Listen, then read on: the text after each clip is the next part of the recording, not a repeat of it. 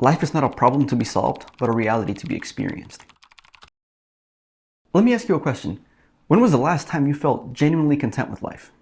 And don't confuse contentment with numbness. I'm not talking about the moments where you're scrolling on your phone and you feel, well, nothing. I'm asking about the last time where you felt authentically content with where you are, with who you've become, with what you've accomplished.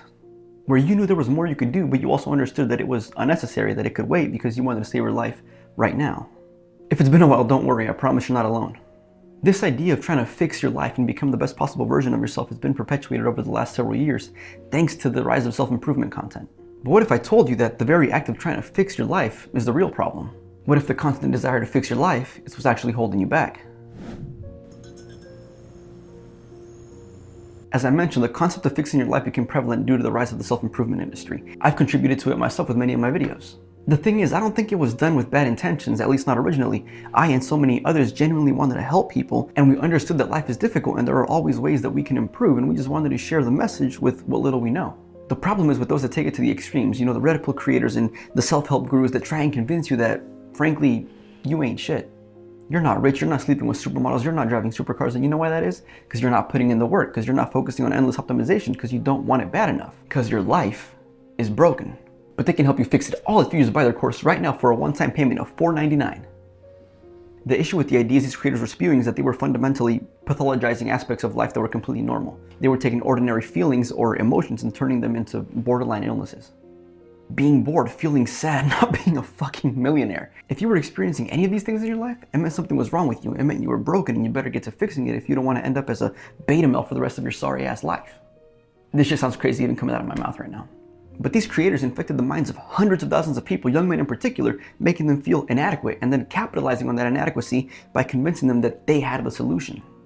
I think by now people realize that that's not true, and I'm glad because I'm here to tell you there's a better way. French philosopher Albert Camus believed that life was inherently absurd, but he also believed that absurdity was a feature, not something that could be fixed or even changed. In his book, The Myth of Sisyphus, Camus used the ancient Greek story of a man named Sisyphus to mirror how ridiculous life can be and how our reaction towards it can vastly affect how we experience it. If you're unfamiliar with the story, Sisyphus was a man who deceived the gods and escaped death multiple times. As punishment, they condemned him to roll a boulder up a hill only for it to roll back down every time he got close to the top. It was an absurd and futile task that Sisyphus would have to repeat for eternity. Still, in his book, Camus wrote that one must imagine Sisyphus happy. Why is that? Well, by accepting his fate, Sisyphus defies the gods yet again and in a way wins one final victory over them. In spite of his meaningless task, knowing that allows him to be at peace with his existence and even find contentment. And that's the word we're after, contentment. Going back to self-improvement content for a second, another big problem that has manifested from it is this idea that you need to be unhappy with where you are in life in order to make any meaningful change. That couldn't be more wrong. I want to make it clear that you can be content with where you are in life and still want better for yourself. You can be content with who you are and still see the need to make some positive changes. Contentment is not the same thing as being complacent. Finding contentment lies in one very simple idea, an idea that is basically the foundation of all of Stoicism. Focus on what you can control and accept that which you cannot. Epictetus once wrote, "Happiness and freedom begin with a clear understanding of one principle. Some things are within our control and some things are not." This quote mirrors the Taoist idea of wu-wei, otherwise known as effortless action, that states that happiness is found not in trying to bend life to your will, but in simply going along with the flow and letting life show you what you should be focusing on. Even the Bible, the very basis of all of Christianity, reflects this idea in Philippians chapter 4 when it says, "I know what it is to be in need, and I know what it is to have plenty. I have learned the secret of being content in any and every situation, whether well-fed or hungry, whether living in plenty or in want. I can do all this through Him who gives me strength." Again, being content with how things are, simply going with the flow, doesn't mean that you're giving up on growing as a person. As that Bible verse showed us, you can't have needs and wants and still find a way to be content. As I mentioned earlier in the video, the idea of fixing your life implies that it is broken or that there is something flawed about it. It encourages you to view life as a problem rather than what it really is, a starting point. Think about it like this. If who you are at this moment is a problem, if you are broken, and that same broken state is what you plan to use as your foundation to grow, how can you possibly hope to get anywhere? You wouldn't build a house on a broken foundation, so how could you build yourself up from a foundation that's broken? Let's get one more thing clear though. You're not broken. You're human. You're living a human experience, and as Albert Camus put it, the human experience is absurd. But that's okay because it can always be made better, even if just a little bit.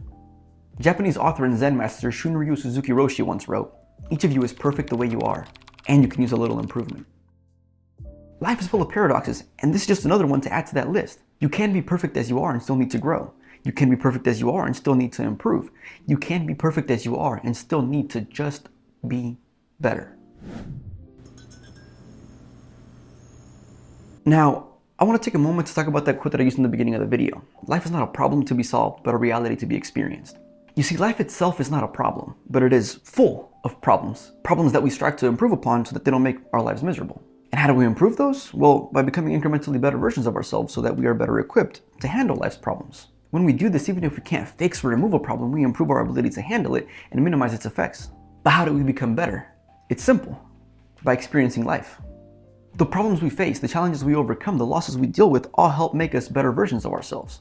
The hardships themselves are the key to improving, so why would we try to remove them or fix them out of our lives? Problems and improvement rely on each other. You can't have one without the other, and you can never remove all of the problems from your life, so you will always have room for improvement. And the funny thing is, that quote by Kierkegaard held the answers all along. Because if you take the phrase, flip it around, and take some liberties with the filler words, you'll understand that when you experience reality, you solve the problems in life. But with that, thank you for watching. Don't forget to like, comment, subscribe, and I'll catch you in the next one. Peace.